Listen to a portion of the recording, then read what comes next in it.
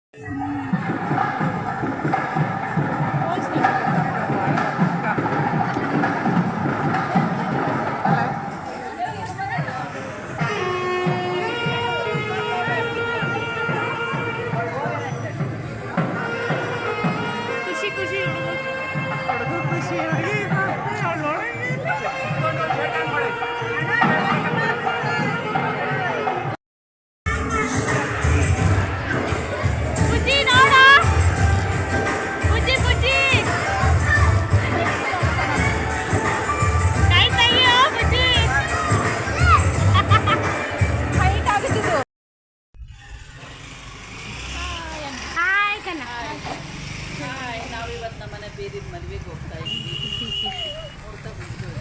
ಫಂಕ್ಷನ್ನಿಗೆ ಹೋಗ್ತಾ ಇದ್ವಿ. ಸಾಕು ಬಿಡ್ರಿ, ಅದಕ್ಕೆ ನಾವು